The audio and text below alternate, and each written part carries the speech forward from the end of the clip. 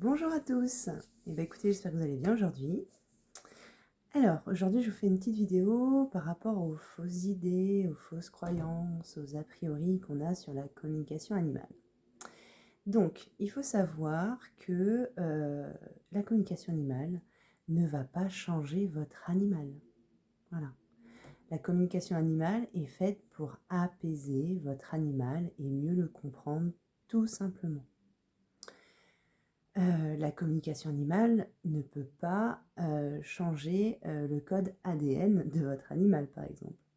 C'est-à-dire qu'ils ont leur instinct, les instincts qui sont là, on ne peut pas les changer.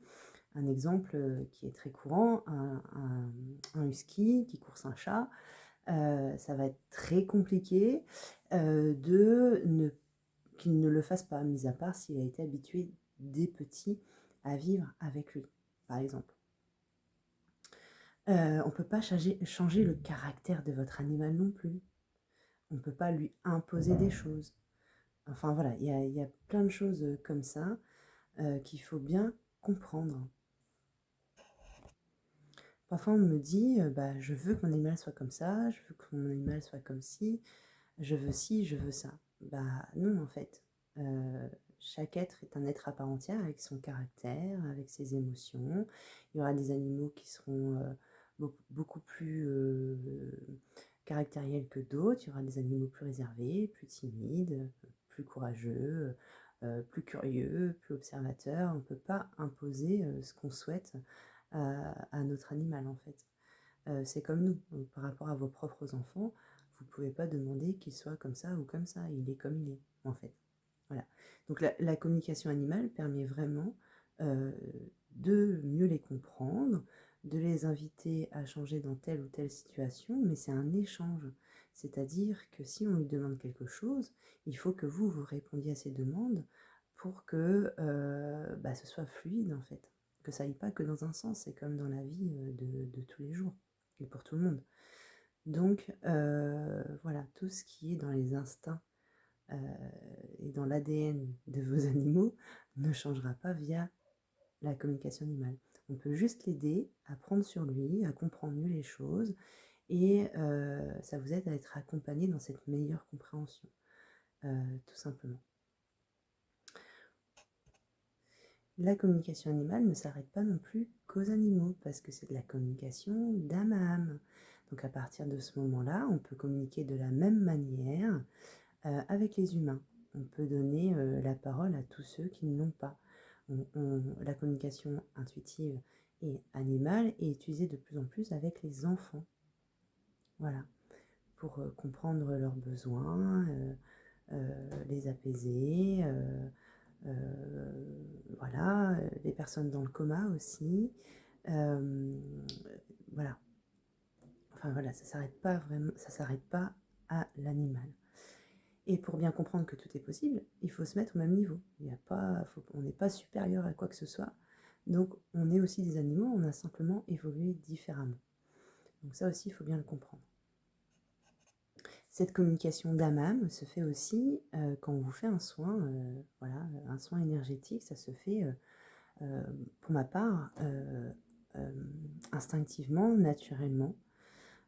Donc on peut comprendre des choses dans votre âme qui sont à libérer dans cette vie-là.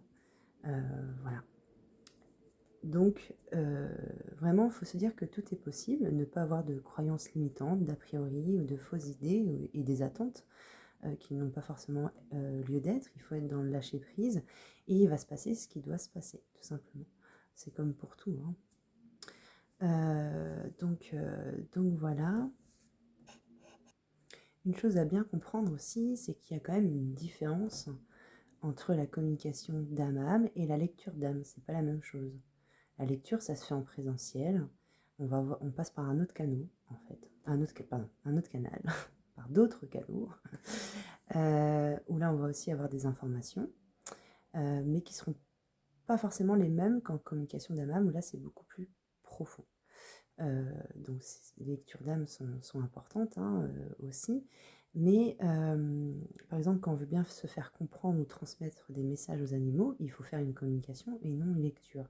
Donc, tout ce qui se fait en présentiel euh, ou, euh, ou en visio. Attention, c'est de la lecture, donc il n'y aura pas forcément les mêmes résultats qu'en communication d'âme à âme. Parfois, il peut y avoir, hein, il se passe quand même des choses, bien sûr. Euh, mais, mais voilà, en tout cas, comment moi je perçois les choses, c'est pas du tout les mêmes canaux et les mêmes résultats.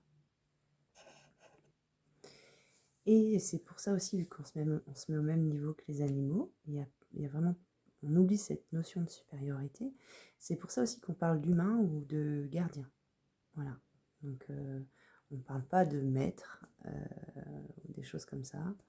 Euh, donc voilà, il y a vraiment, on est vraiment tous liés et au même niveau. Et c'est comme ça qu'on comprend mieux les choses et les êtres qui nous entourent. Donc voilà, j'ai fait à peu près le tour de ça. Ah, si, une dernière chose aussi. Donc, suite aux communications, on effectue un compte-rendu. Donc moi, je fonctionne en vocal parce que je me suis rendu compte que les animaux reconnaissent ma voix quand vous l'écoutez avec eux et ça permet qu'ils comprennent que vous avez bien reçu le message et ça les aide aussi à s'apaiser. Et tout simplement parce que mes comptes rendus, moi, durent entre 20 et 30 minutes. Donc si je commence à les écrire, ça me prend une après-midi parce que vraiment le PC et moi, ça fait 3. Donc du coup, voilà, je le fais bien sûr pour les personnes qui ne peuvent pas entendre. Mais sinon, je fonctionne en vocaux. Donc ça, c'est la parenthèse et c'est d'autant plus efficace pour transmettre les émotions parce que parfois il y a des choses qu'on ressent qu'on ne peut pas mettre à l'écrit. C'est déjà compliqué de mettre des mots parfois. Et pour vous transmettre ce qu'on ressent, c'est beaucoup plus parlant. Et en plus ça, vous pouvez le réécouter plus tard et des fois vous entendez des choses que vous n'avez pas entendues à la première écoute. Et en plus de ça, quand il y a une problématique à traiter ou un comportement, on s'est rendu compte que ça a réapaisé l'animal parce que l'apaisement peut tenir dans la durée, voilà, et parfois non, ça revient. Donc du coup, moi je vous invite à réécouter le compte-rendu, voir ce qui se passe avant de prévoir une autre séance. Et parfois les animaux, juste en réécoutant, ça leur fait un rappel, ils se réapaisent. Donc c'est pour ça aussi que je fonctionne comme ça. Donc ce que je voulais dire, c'est que ce qui compte, c'est le résultat. C'est pas le compte-rendu. Le compte-rendu est là surtout pour l'humain, pour répondre à ses attentes, mais c'est aussi une part de l'ego, quoi. On répond à l'ego de l'humain, euh, parce que l'animal n'a pas forcément besoin de ce compte-rendu. Et vous y attendez beaucoup, hein, c'est sûr, c'est normal. On est tous comme ça et c'est aussi la part de magie qu'il y a par rapport à ce qu'on ressent, à ce que l'animal nous envoie. C'est important de le transmettre. Mais parfois, il y a des choses que vous ne comprenez pas. Donc, c'est important de demander aux communicants d'être éclairés sur certains points parce qu'il faut bien tout comprendre et que ce soit clair pour tout le monde. Mais moi, parfois, j'ai eu accès à d'autres dimensions, quoi. Donc parfois, on a accès à des vies antérieures, mais j'ai aussi une fois accès à une autre dimension. Et du coup, bon, ça c'est un exemple, hein, c'était dans les débuts. Donc en fait, c'était la même vie, les mêmes personnages dans la famille, mais par exemple, la fille avait la place de la mère, les pièces étaient un peu différentes, voilà. Donc là, c'était un comportement vis-à-vis d'un autre congénère à comprendre. Et du coup, en fait, quand j'ai fait le compte-rendu, l'humain en face m'a dit non, mais n'importe quoi, c'est pas comme ci, c'est pas comme ça, cette personne, c'est pas ça. Enfin, voilà.